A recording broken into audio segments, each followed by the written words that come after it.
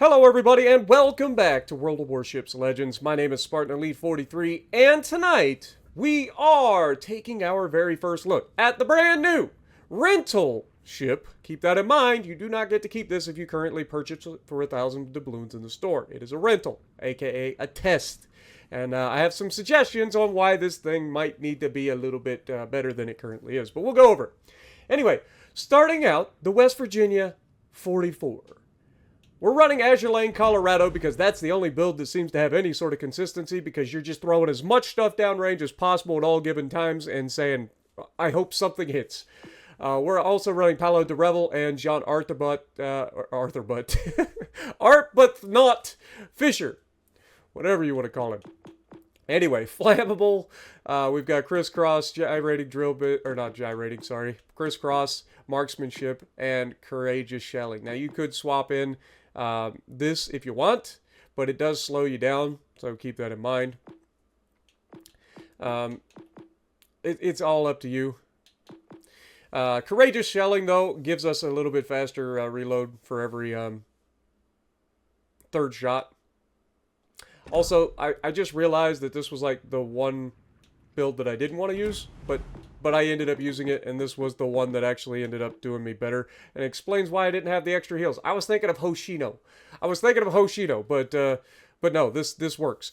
This gives us accuracy plus a little bit faster reload every third shot. Maybe this was the key. I put Colorado on here, and I was thinking it was the other one, but hey, you know, Hoshino seems to be probably your best bet, but this is what we're using in the match coming up.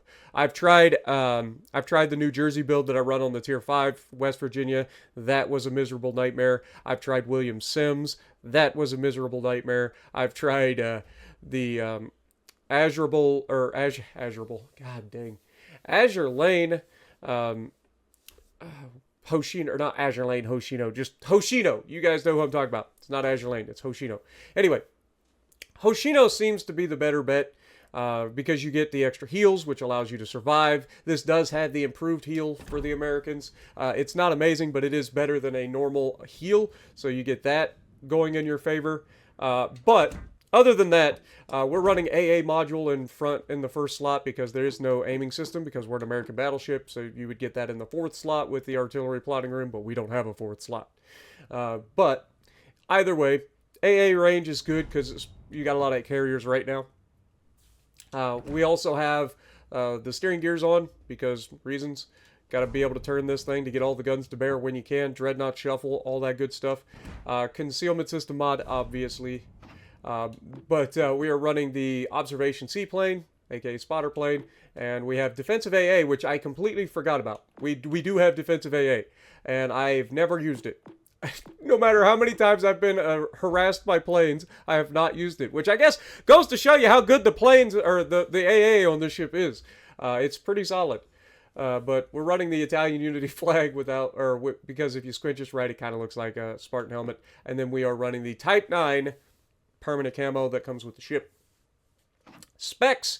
Survivability, 62,000 hit points with this build, 37% torpedo damage reduction. The artillery is 406mm 45 caliber Mark V guns. These are supposedly the exact same guns as Colorado and as the West Virginia regular in Tier 5.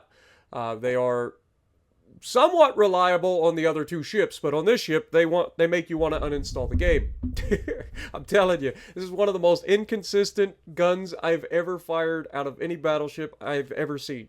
Unless you are shotgunning somebody at point blank, you can't count on them to actually hit the target. And then, when you do hit the target, there's a good chance that most of the time they do basically nothing. It's been really frustrating. But we do have a 26.5-second reload with this build, and that gets better every third reload, so keep that in mind. HE shell maximum damage of 5,700 with a 36% chance to set fires. The AP shell maximum damage is 12,400. The secondaries, this is why you don't build into the secondaries on this one. You do have secondaries, but you only get 16 of them. There's 4 dual turrets on either side of the ship. These are the 127mm Mark 32s.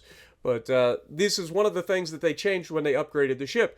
So you get an extended range, 5.5 kilometers, with a reload of 5 seconds, which is pretty much 1 second faster than the normal normal secondaries for the Americans, and then HE shell maximum damage of 2160 with a 5% chance to set fires.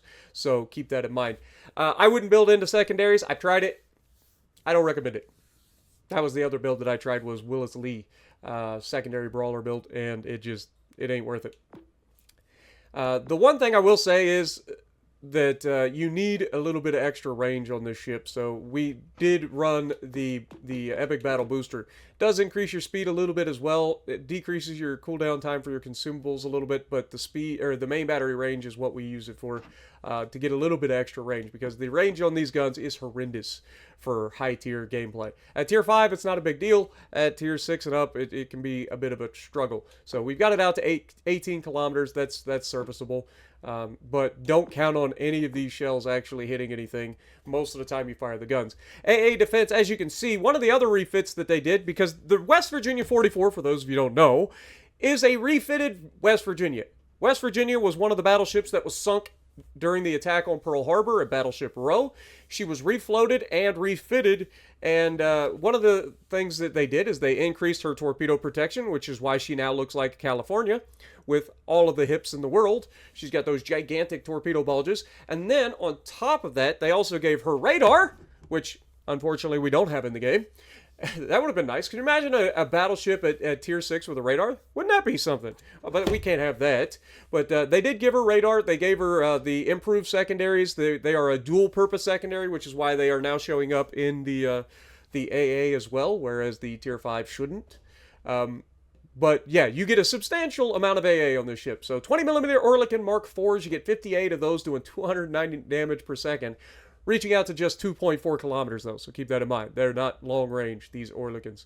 20mm Oerlikon Mark 24s, you get 2 of them, doing just 6 damage per second, but, you know, every damage per second counts, reaching out to 2.4 kilometers.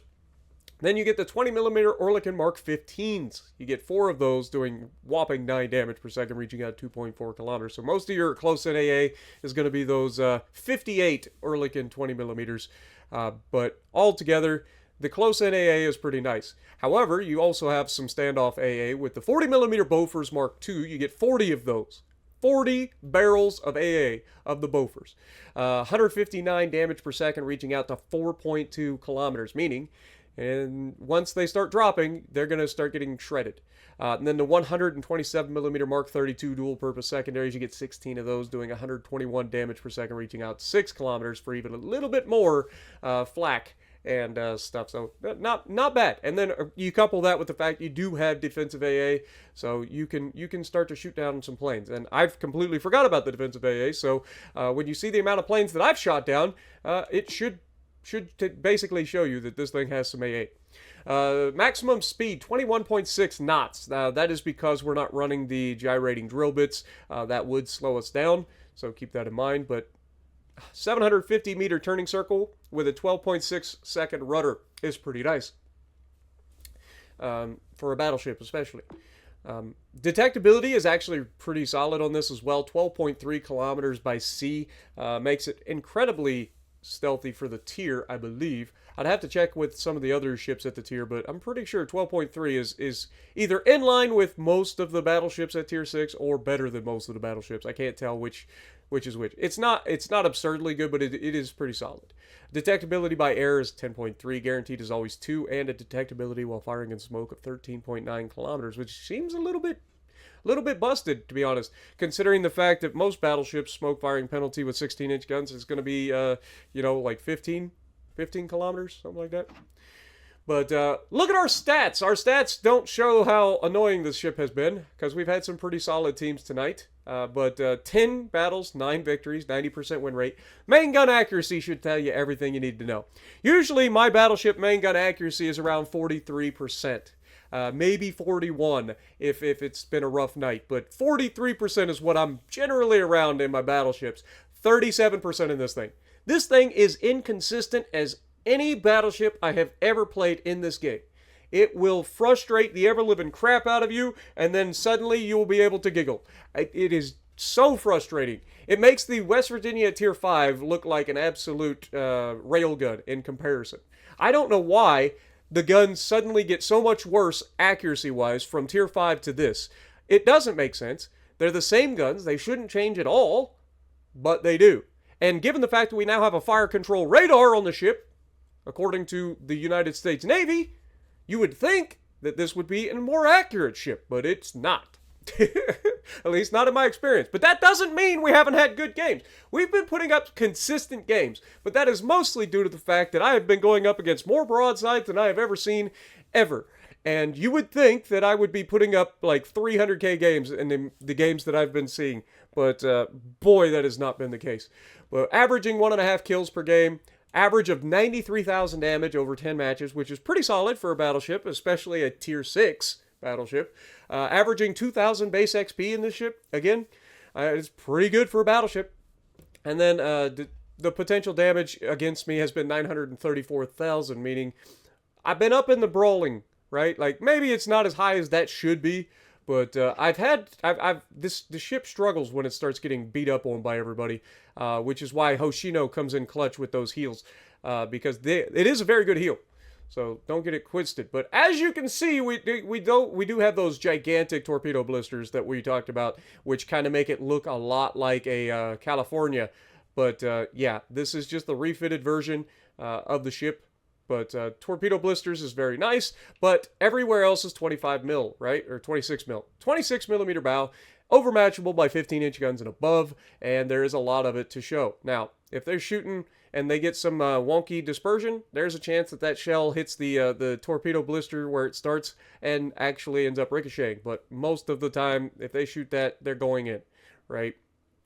So keep that in mind. If we get rid of the torpedo blister and showcase the rest of the ship's armor, you've got a citadel that's mostly at the waterline. But any sort of turning whatsoever is going to get you smashed, because that citadel is going to raise up, and it is a very large citadel. It actually extends beyond both of the front turrets and the rear turret, which is unusual. Usually the citadel starts at the front turret and ends at the rear turret, but because of this, it's actually a much longer citadel, which is really, really bad if you're bow tanking something that can overmatch you, because there isn't much room between the front of the ship and your citadel. And you will get clapped if you're not careful, okay? But other than that, you also have a little bit of armor up top. The casemate's armor is 26 mil as well. But again, overmatchable by anything 15 inches and above is going to overmatch that. So no matter what angle you're at, they're going to be able to slap you. So keep that in mind. You do have those torpedo bulges, though, so you can angle against a lot of stuff, because people always go for the waterline, and it just allows you to just laugh at them, really.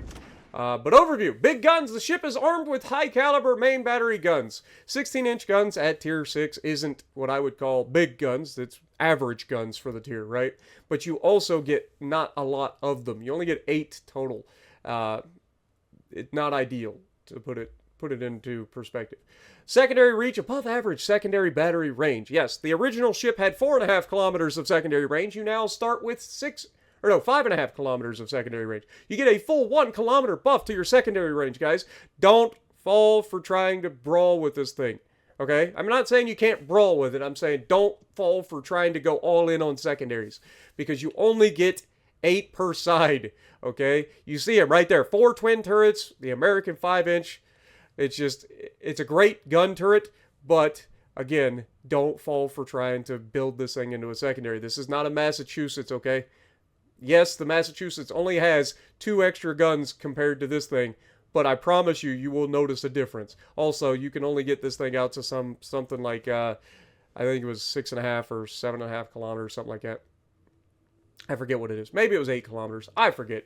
But it isn't enough to warrant going full secondary build, because I've used the secondaries against destroyers with a secondary booster on and everything, and I have been very, very saddened by just their overall ineffectiveness at being able to make people disappear. But it is nice to have a little bit extra range there for the base ship, so can't complain there. West Virginia 44, a Colorado-class battleship with low speed. 16-inch, 406mm main battery guns and an armor that followed an all-or-nothing armor scheme to maximize their protection of the ship's most vital parts. This version of the ship represents West Virginia after her refloating and extensive repairs and modifications, including to her defenses and armaments. She entered service in 1923. There were 4 of them in the series. Now, I don't remember what all the 4 Colorados are, but I know Colorado and West Virginia are their our sister ships. But yeah, this is one of those things where you look at it and like it should be on paper. This thing should be better overall. But man, I'm telling you, it just doesn't always feel that way. Now it does feel a lot better when you're being harassed by planes. I'll give you that. Having AA is pretty nice. You can see they slapped AA everywhere they could on this ship, everywhere they could. Okay, so there is AA everywhere. Just don't forget to use your defensive AA booster occasionally, because I haven't done that yet. But anyway, let's take a look at her. Other than the fact that she is giving off the chonky vibes, she's been hitting the candy bars a little hard. She has those wide childbearing hips that everybody loves, right? Everybody loves nice wide hips. But yeah, what can we say? It is literally a tier 5 ship that has been up-tiered. At least this one's got a lot more good things going for it than, say, the Scharnhorst, who started at tier 6, got up-tiered into tier 7, and just gets absolutely geeted in all ships that aren't a 1v1. Like, if you're in a 1v1, fine. If you're not, Scharnhorst looks terrible. But this, on the other hand, this thing is pretty fun when it's not making you want to throw your controller out the window. So, with that being said, let's get to our gameplay. Alrighty, so we are going to be on Trident, and I'm going to show you the best game that I've had in this ship so far. And when you see the best game that I've had in this ship so far, you'll understand why I was getting such good games out of this thing, despite it being incredibly inaccurate. But, yeah. What are my overall thoughts on it? Like, it's okay. It's okay. It's a serviceable ship. I like the AA. I like the fact that they brought in a variant of a ship that actually existed, like having the West Virginia and the West Virginia 44. I don't have a problem with that. They're different tiers, so they're not head-to-head like all that often. But overall, I'm not in love with it. Let's put it that way. If I could get some consistency out of this thing, I think it would be a lot more fun. But it's got so many things against it in terms of its consistency. One is that the guns just aren't that consistent. They don't like to hit where you're aiming most of the time. But the other one is the shell velocity feels the slowest I have ever had. I don't know why, but it does. It just feels that way. I don't know if that's the case. Again, I don't have all the technical specs from Wargaming because they don't put a lot of this stuff in the game. They insinuate it, I guess, or I have to request it from the developers. But right out the gate, we get a pretty good-looking salvo at a Bayern who's 14 kilometers away, and these shells take an eternity to get there. And then they are very lackluster when they do get there. We hit most of our shells in that salvo and walked away with 2,400 damage for our efforts. How do you manage to hit 5 shells out of 8 and walk away with 2,400 damage? And then, of course, the planes come in, they torpedo us, and we're fine. But that was a much better shot. This time, we hit 5 shells, and suddenly, we wake the f*** up. We go from hitting 5 shells for 2,400 damage to hitting 5 shells for 17,000 damage. Now, I'm not saying you should get that kind of damage every time you pull the trigger. I'm just saying that 2 shots epitomizes the inconsistency of this ship. And if there's anything else that I could try to stress with you guys, it is that this ship is inconsistent. Like, it just really is. Now, as he comes in, we're auto-aiming over the top of the island, trying to get a couple of more shots. We do get a couple of good hits. 3 hits, 2 full penetrations, leaving him, you know, a little bit shorter than he was. But we know that there are two destroyers on this flank, right? We don't really have a whole lot going on here, and you can see the amount of damage that Bayern just put on us with that first shot from him. And that is another thing that this thing showcases. Like, this thing, much like the West Virginia that it's based on, the West Virginia doesn't take hits all that well. You have to play it really, really well in order for it to take hits. Now, as we get closer, there's a good chance I can start to get those hits to hit the torpedo blisters and be able to use that. But at range, you're getting those plunging fire hits, and you're going to notice that this ship just gets shredded by anything that overmatches that 26 millimeters of armor, because it just pins everywhere. Just not ideal, right? But as we continue to push back, we're trying to get ourselves into a good position to shoot the enemy team where they're at. Now, obviously, leaving the left flank alone, our destroyer is kind of on an island by himself out there. As much as I hate to do that to somebody, like from my perspective, I'm doing my job. I'm trying to put myself in positions, creating crossfires, being able to take damage, but I can't assume that destroyer is going to be useful, right? Like, he's done a good job up to this point, but I can't assume that in a 2v1 scenario, plus 2 battleships over there, and the carrier around, that he's going to be able to do something. Now, there is one of the most rare shots you will ever see. That was 6 kilometers away, and we landed every single shell we fired on that over-angled Yuga. And we absolutely smashed them. We didn't get any citadels, but we did fire kind of far forward, so I wasn't really expecting citadels, just trying to hit as many shells as possible. Now, he is creeping a little bit here, so we're going to go ahead and aim a little bit further forward, just trying to hope that he runs into it. But because I wanted to get all my guns to bear, we end up hitting the island here, and that's going to kind of hold us up a little bit. But that also ends up showcasing on one shot at basically the exact same range. We hit every single shell and did a decent amount of damage. On the very next shot, we only landed 2 shells. Right? That is what I'm saying about the inconsistency of this ship. Now, Colorado is sitting at range. We're going to go ahead and take a shot at him. The Yuga goes down to the flooding from our destroyer, and we get 3 good hits that penetrate and 1 shell that ricochets, most likely off of the side plating there. It looked like we had an outlier shell that kind of went a little wonky. Now, here you can see this is a perfect example of a time where I could have used my defensive AA to help the teammate here, because the guy's not going for me with the planes.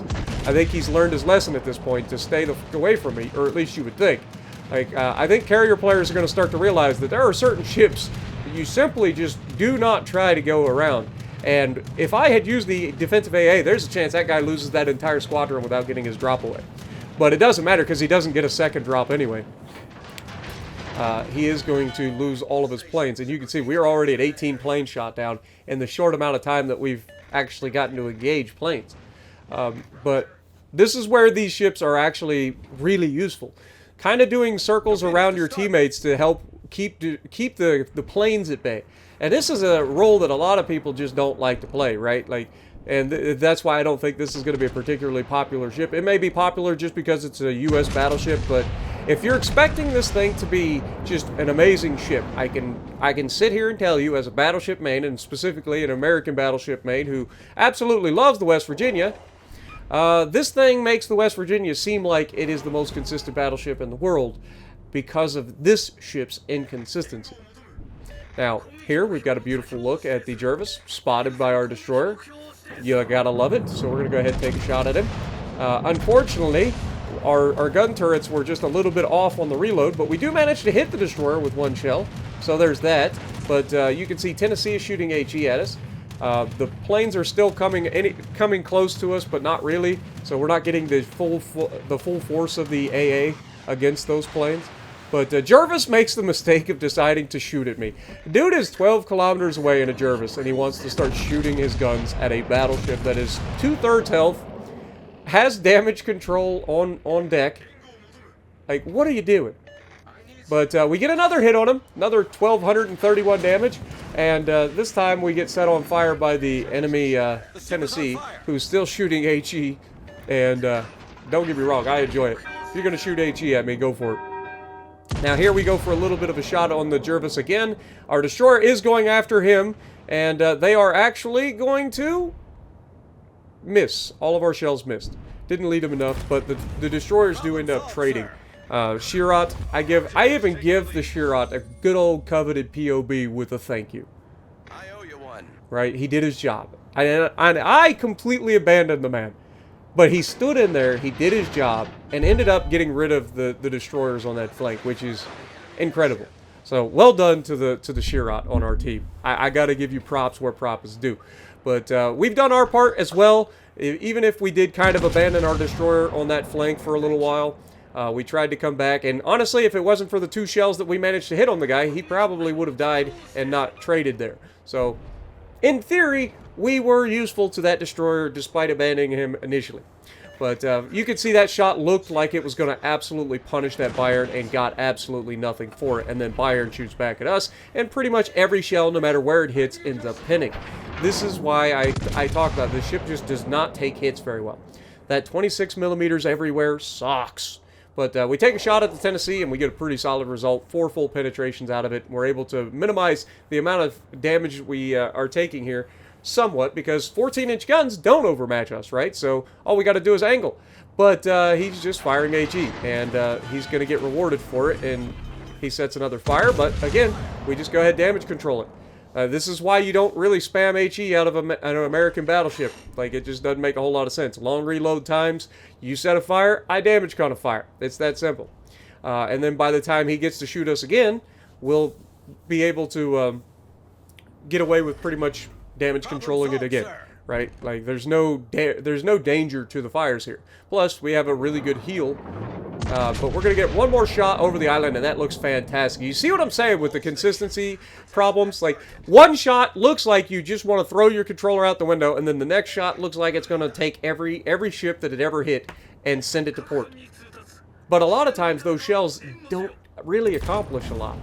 But here, we are now face-to-face, toe-to-toe, mano-a-mano with a Bayern. He overmatches me, I overmatch him, he's over-angled, and he actually does the right thing here and shoots for the bow. So I got to give this Bayern credit where credit is due. We ended up landing 7 out of 8 shells on that Bayern there, and absolutely smashed him.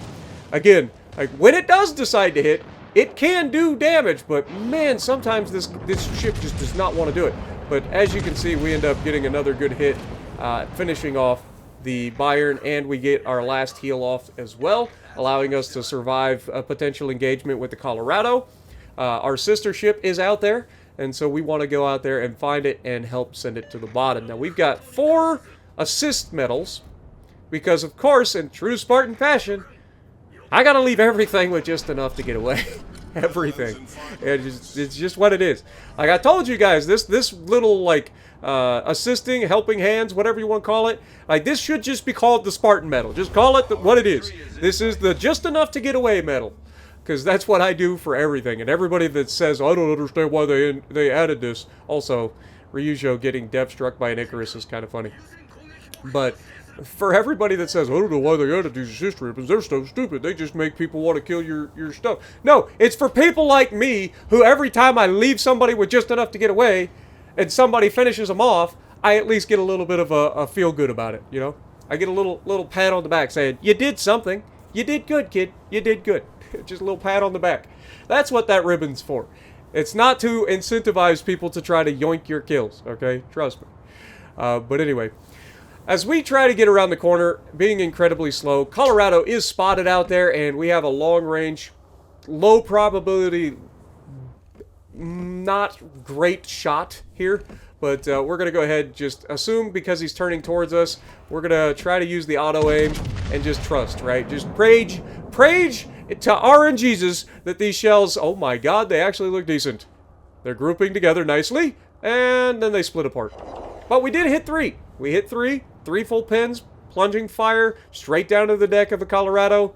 Can't really argue with that. 144,000 damage done. And then, of course, Colorado, being Colorado, just continues to sail in a straight line. He's slow as crap. He can't really go anywhere. We're able to continuously drop these things over from the moon and see if we can finish them off. But we get another shot here, and we just, you know, inconsistencies is what the theme of this ship.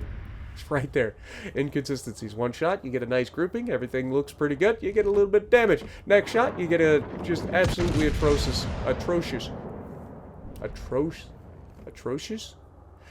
You guys know what I'm saying. Bonk! Down he goes. We got a kill! We were allowed to get a kill. But of course it came at the cost of me killing the guy to avoid getting a helping hands medal, right? Go figure. 152,000 damage, and we get second on the leaderboard to the Icarus on our team, who got 3 kills and did his job. So, well done. 152,000 has been my best game so far in this ship. Do I recommend it for you guys? No. Hopefully they'll adjust the accuracy or something out of this thing to make it a little bit more fun to play once it does get released. If they do that, I think it'll be just fine. But in its current state, boy, is it a... it's a gamble every time you pull the trigger, whether you're gonna scare somebody or make them laugh at you. that is the gist of this ship in a nutshell. So let me know what you guys think down in the comments below, and if you like what I'm doing, punch the like button, leave a comment below, subscribe to the channel if you haven't already, and as always, I will see you in the next video.